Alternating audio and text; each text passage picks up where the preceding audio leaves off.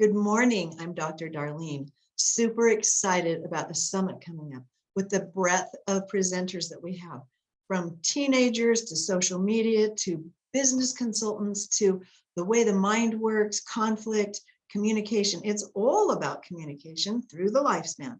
Anyone can communicate through the lifespan, and communication is something we need every day in our life. Everyone does in so many ways. The way to get into the summit is to go to my website first. What stops you? Whatstopsyou.com, and click on the bonus gift that pops up. And that's one of my really cool ebooks called The Balanced Living Wheel. By the way, it's really good. It's helpful in my life and I use it myself all the time. After you receive that gift, you'll be in our system and you'll be able to get notifications of when the summit's coming up, December 1st, and how to order my new book from Amazon for 99 cents called Power Up Your Marriage. And I am in love with my new book because, excuse me, I've tried and tested it with college students for over 2 years.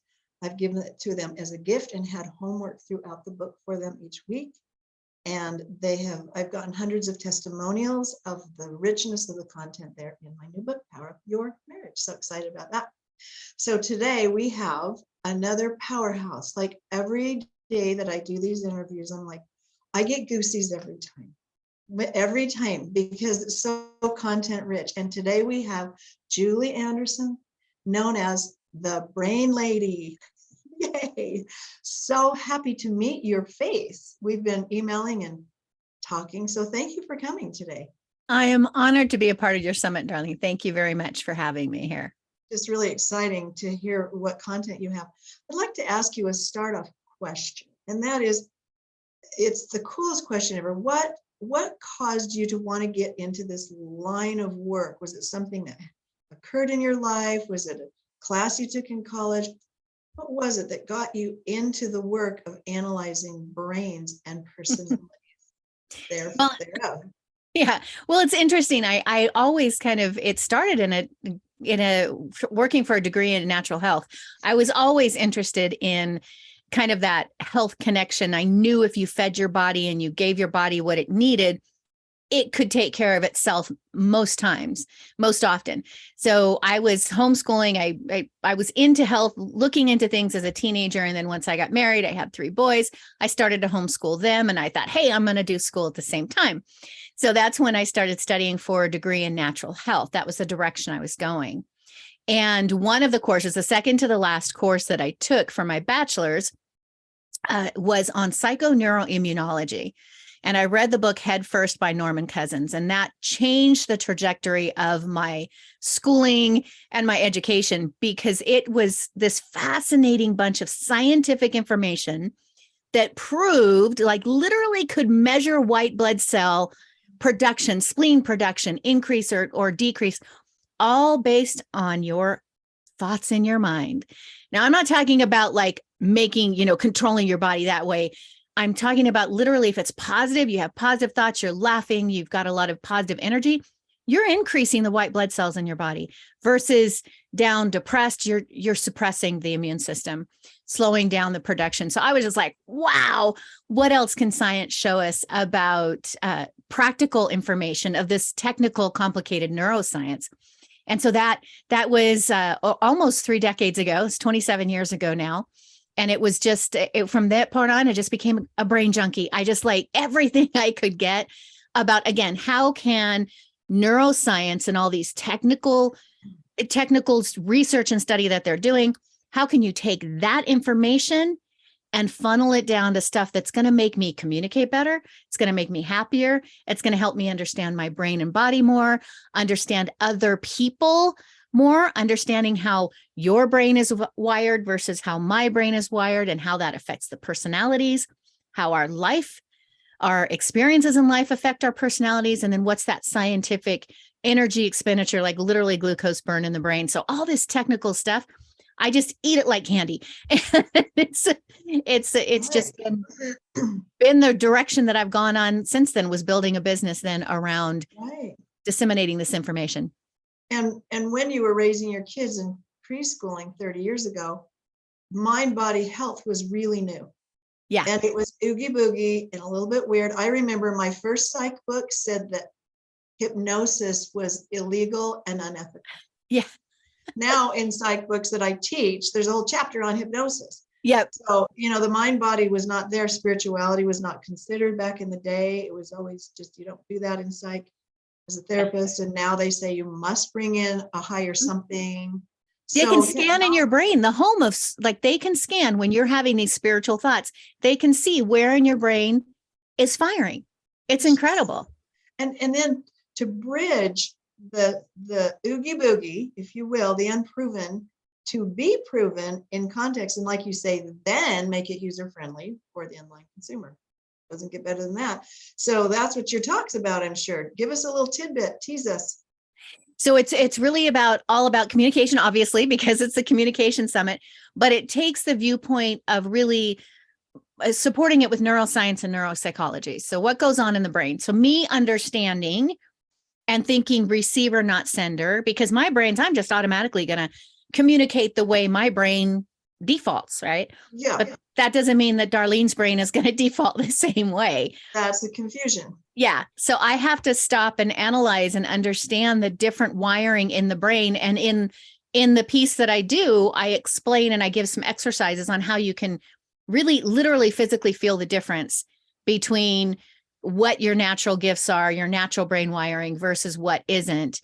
And then help you to understand that in other people as well. So the difference between the male brain and the female brain, the right brain and the left brain, the introvert, the extrovert, the auditory, visual, or kinesthetic. I give little bits on the brain personality connection from that angle.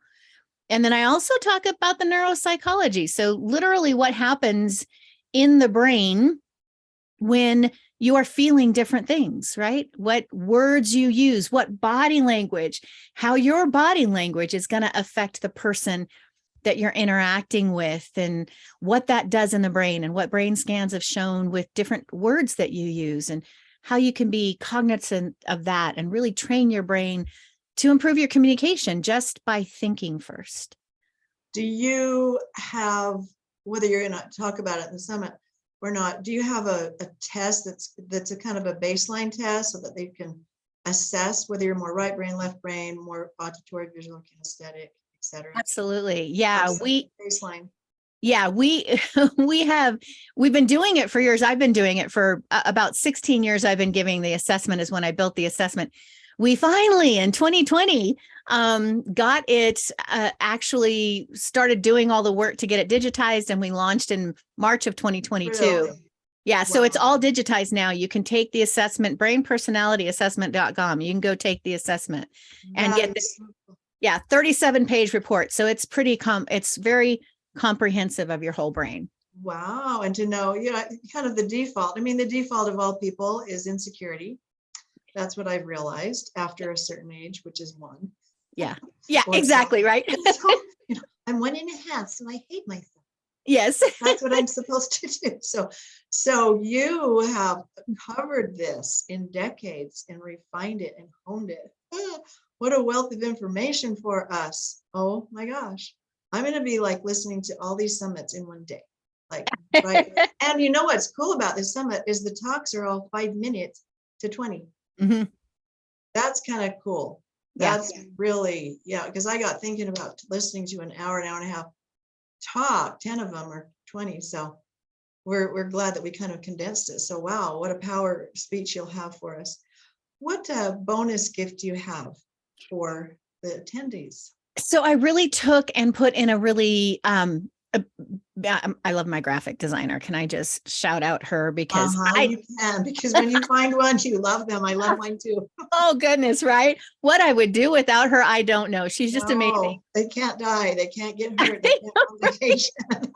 Don't go anywhere else. I'll give you a raise. Anyways, she put together just a beautiful download with a lot of the data that I talk about in the presentation, but it also gives like real actionable steps, because it's great to the brain hearing some of these things is amazing and it's wonderful. But if you can't walk away and really put something into action, so you'll be able to print that out and keep that as a download, put it in your drawer. So every time you're having, that conflict with your mate, you can go, Yeah. wait a minute, I got to go run in there and read that again. Oh, look at that.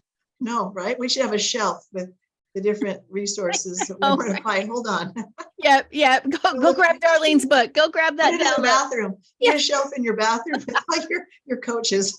Yep. This, I got to go think. Yeah. And that I tell people to go in the bathroom and think about it. Go in, shut the lid, sit down, and then find your truth before you speak your truth. Things like that. So talk to yourself in the bathroom is a thing. Yeah. That's the only place you can be alone, except the dog comes in. Yeah. I think we have to have more of those proactive conversations with ourselves. I did a corporate presentation this morning, and one of the things I said is I literally talk to my brain. Like, I will talk to my amygdala when I'm stressed out, because it was a stress conversation, but it was a conversation on stress management with neuroscience. And I'm like, I will talk to my brain and say, okay, brain, I need you to do this for me. And I think when we literally do that, we actually take the moments to have that conversation and think, how do I need to approach this situation, especially with your significant others? Yeah. It takes so much pressure off of you, off of them, and the miscommunications and the irritation. It all just it reduces so well if you can develop good communication. And sometimes you just got to take a minute. Okay, wait a minute. I need a minute. I got to go. Yeah. Well, and the thing is, yes, it's good to talk to your brain, but what do you say? And so what I'm hearing you say is you've honed in the questions to ask. I took a memory course once, and they said to command your brain in second person. You will remember everything you read. It's called, now I can't remember everything you read. It's an old book. Yeah. So do you do first person when you talk to your brain? I or you talking to it as though it's something else? I think I do it both ways. It depends on the situation. It depends on the situation, but I like what I have to really compliment you on what you said. You did not use the word don't. We often tell ourselves, don't forget, instead of saying, I will remember, or if you're going to talk to the brain in a second person, I need you to remember this thing. Because, if I say, don't think about the pink elephant, what are you going to picture in your brain? The marshmallow, Stay Puft Marshmallow. That's what I think of. Yeah. So you got to keep in the positive, right? Keep in the positive. And the more you talk to yourself that way, the more you're going to communicate to other people that way. Exactly. Right? If you're training your brain to always process in a positive note, then you're going to always externally process positive as well. Right.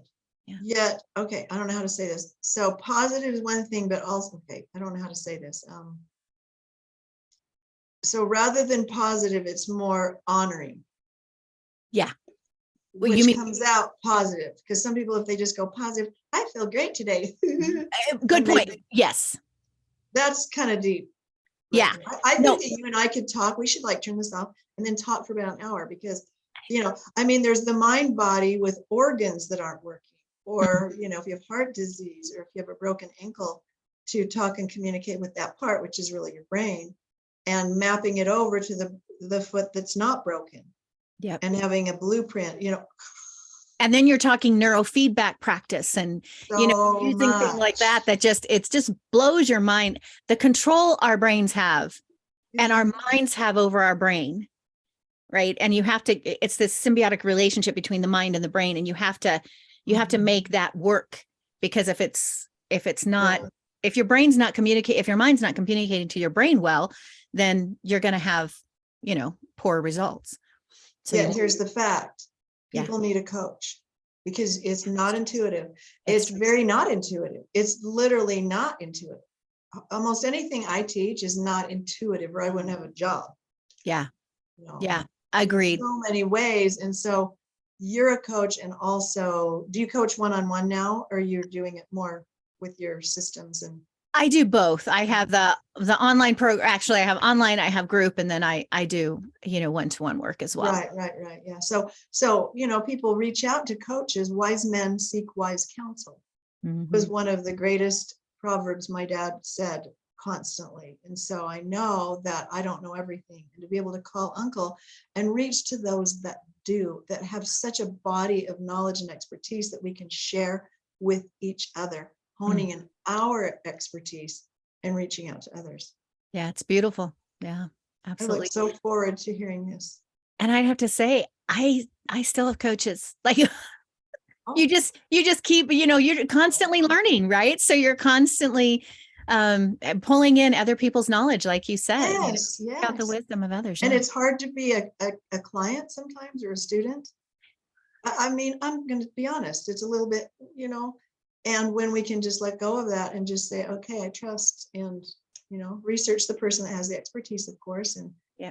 and then go forward. So, Yeah. so I'm looking forward to your speech and your bonus gift. And I can see I saw the butt. Is it a dog or cat? It's my dog. It's a dog. The tail. Yeah. But I just saw the back there. Yeah. He always does that. Me too. She's right there at the door, and she's going to get mad at me if I don't open it. Yeah. Anyway, thank you so much, and appreciate your time, your expertise, and we will see you very soon. Thank you. Thank you for having me. Thanks, everyone.